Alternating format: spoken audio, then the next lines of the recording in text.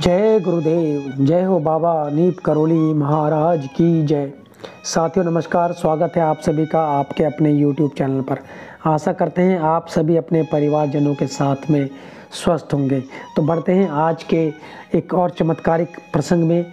आज के इस प्रसंग में देखिए, सबसे पहली बात तो यह है कि हम किसी भी चीज़ पर जैसे जैसे जितना विश्वास करते हैं वैसे वैसे उस चीज़ की श्रद्धा, उस चीज़ के प्रति हमारा भाव और उस चीज़ के प्रति हमारा विश्वास वह बढ़ता ही जाता है।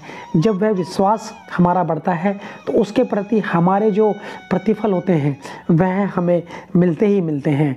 तो यह एक ऐसा ही प्रसंग है, बहुत ही रोचक प्रसंग है कि बाबा जी महाराज ने बिना पूछे ही अपने एक भक्त के प्रश्नों के जवाब दे दिए किस तरह से। और बाबा जी महाराज ने फिर अंत में यह भी कहा कि इस तरह से किसी को आगे परेशान मत करना। ये बात है सन 1944 के आसपास की, जब श्री S.C. गंडा स्टेट बैंक में कानपुर हेड ऑफिस में थे। इसी वर्ष 14 नवंबर के दिन उन्हें अपने सहकर्मी श्री दीक्षित के घर बाबा जी के दर्शन हुए थे। तो उनके दर्शन पहली बार बाबा जी के जो दर्शन हुए दीक्षित जी के घर पर हुए। और दीक्षित जी के घर पर जब बाबा जी महाराज से के दर्शन हुए गंडा जी को, तो महाराज जी ने कहा हम तेरे घर अवश्य आएंगे, और वहाँ से उठकर चल दिए। श्री गंडा इतने प्रभावित हुए महाराज जी से कि अपनी कार को महाराज जी की कार के पीछे पीछे लगा दिया। लेकिन महाराज जी की कार इतनी तेज़ी से चली गई कि वह पीछे छूट गए। लेकिन बाबा जी के दर्शन की जो लालसा थी श्री गंडा के मन में वह बराबर बनी रही थी। मित्रों, बहुत ही रोचक प्रसंग है, बने रहिएगा लास्ट तक। आप समझिएगा किस तरह से ईश्वर जो है आपको कुछ भी अच्छी चीज़ देते हैं तो उसके लिए आपका प्रयास बहुत अति आवश्यक होता है। कुछ समय बाद बाबा जी लखनऊ पहुँचे। किसी तरह से श्री गंडा को पता लगा, वे अपनी पत्नी को साथ लेकर लखनऊ में उनकी जो भाभी रहती थी उनके घर पर गए और बाबा के घर बारे में खोजबीन शुरू कर दी कि बाबा जी कहाँ ठहरे हुए हैं। उन्हें पता लगा कि महाराज जी सूर्य नारायण मेहरोत्रा के घर पर ठहरे हुए हैं। दूसरे दिन श्री गंडा अपनी पत्नी और उनकी भाभी के साथ श्री मेहरोत्रा के घर पर गए। बाबा ऊपर के कमरे में विराजमान थे और वहाँ पर भक्तों की भीड़ लगी हुई थी।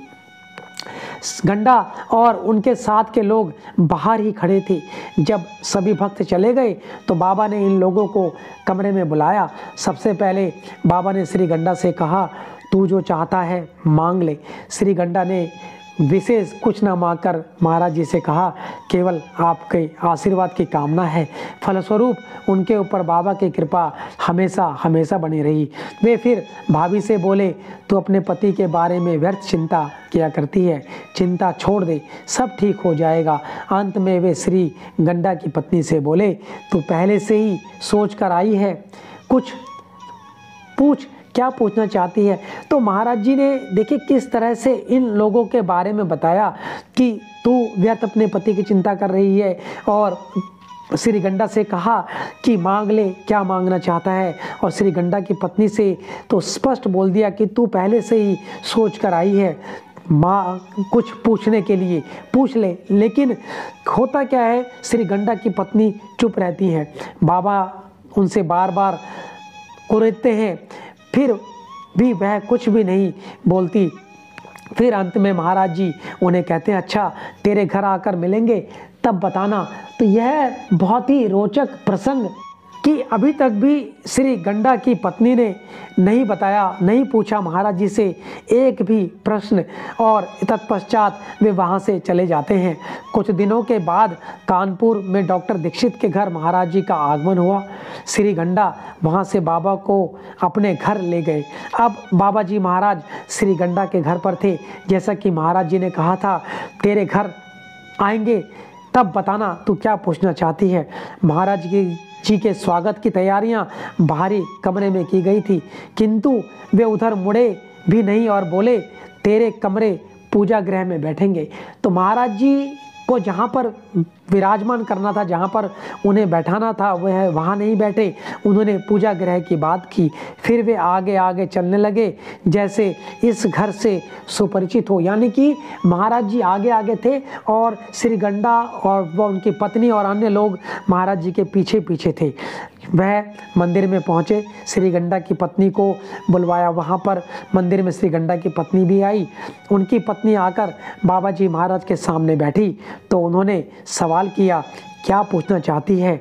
वे आज भी चुप्पी साधे रही, यानी कि महाराज जी के समक्ष। अब महाराज जी चूँकि श्री गंडा के घर पर थे, तब भी उनकी पत्नी ने महाराज जी से सवाल नहीं पूछे।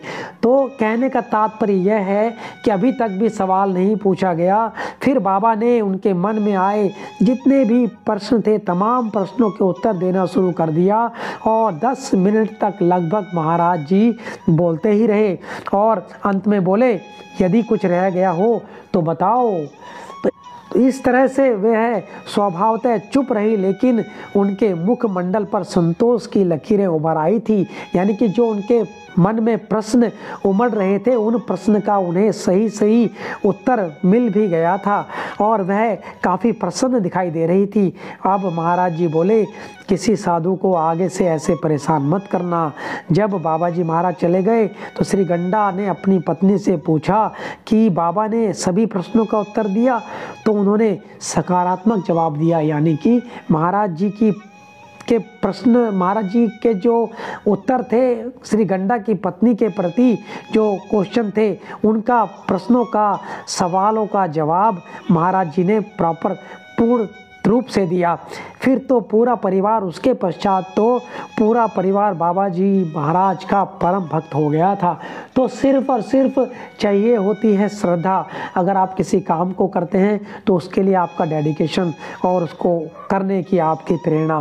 तो जब भी हम किसी चीज़ को, अच्छी चीज़ को पाना चाहते हैं, अच्छा कार्य करना चाहते हैं, तो उसको अगर हम अच्छे तरीके से और पूरे समर्पण भाव से करते हैं तो वह अवश्य ही हमें मिल जाता है। आशा करते हैं आपको आज का ये प्रसंग अत्यंत ही पसंद आया होगा। तो आज के लिए इतना ही, मिलेंगे अगले प्रसंग में। तब तक के लिए आपका बहुत बहुत धन्यवाद, धन्यवाद, धन्यवाद।